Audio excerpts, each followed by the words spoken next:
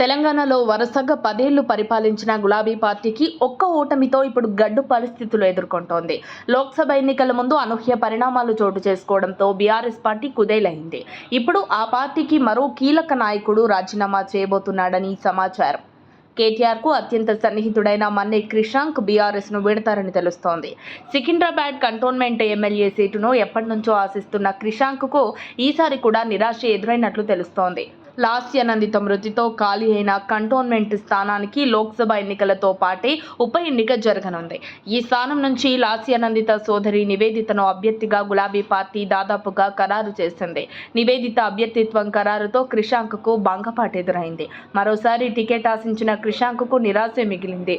దీంతో ఆయన కారు దిగి కాంగ్రెస్ లేదా బీజేపీలో చేరతారనే వార్తలు వినిపిస్తున్నాయి. ఈ క్రమంలోనే పార్టీ మార్పుపై స్పందించిన ఆయన ఏదైనా సరే నా గురువు కేటీఆర్ వెంటే నడుస్తానని క్రిషాంక్ ప్రకటించారు. కేసీఆర్ తనను గుండెల్లో పెట్టుకుని చూసుకున్నారని, బీఆర్ఎస్ పార్టీ శ్రేణులు తనకు అండగా నిలబడ్డారని గుర్తు చేసుకున్నారు.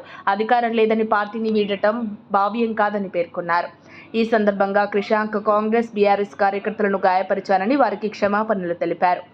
కాగా పార్టీపై అసంతృప్తి ఉన్న విషయం తెలుసుకుని బీజేపీ టికెట్ ఆఫర్ చేసిందని క్రిషాంక్ తెలిపాడు. అయితే ఆ ప్రతిపాదనను తిరస్కరించినట్లు ప్రకటించాడు. గతేడాదిలో జరిగిన అసెంబ్లీ ఎన్నికల్లో క్రిషాంక్ కంటోన్మెంట్ టికెట్ ఆశించగా లాస్యానందితకు అవకాశం దక్కింది. అయినా కూడా ఆమె గెలుపు కోసం అతడు పనిచేశాడు. ఆమె మృతి చెందడంతో వచ్చిన ఉప ఎన్నికల్లో కూడా అవకాశం రాకపోవడంతో నిరాశలో ఉన్నారు. నిజానికి క్రిషాంక్ రాజకీయ జీవితం కాంగ్రెస్ పార్టీతో ప్రారంభమైంది. ఆ పార్టీలో యువ నాయకుడిగా కొనసాగుతున్న క్రిషాంక్ అనంతరం కేటీఆర్ పిలుపుతో బీఆర్ఎస్ పార్టీలో చేరారు. ఇప్పుడు తాజాగా కాంగ్రెస్, బీజేపీల నుంచి ఇప్పుడు పిలుపు వస్తున్నా కూడా ప్రస్తుతానికి క్రిషాంక్ ఎలాంటి నిర్ణయం తీసుకోవడం లేదు. అభ్యర్థిగా నివేదిత అధికారికంగా పేరు వెలువడితే క్రిషాంక్ తన భవిష్యత్ కార్యాచరణ ప్రకటించే అవకాశం ఉన్నట్లు విశ్లేషణలు వినిపిస్తున్నాయి. మరిన్ని అప్డేట్స్ కోసం మా కాయ్ టీవీని సబ్స్క్రైబ్ చేసుకోండి. మా వీడియో కనుక మీకు నచ్చినట్లయితే లైక్ చేయండి, షేర్ చేయండి. మీ విలువైన అభిప్రాయాలను కామెంట్ బాక్స్లో తెలియజేయండి.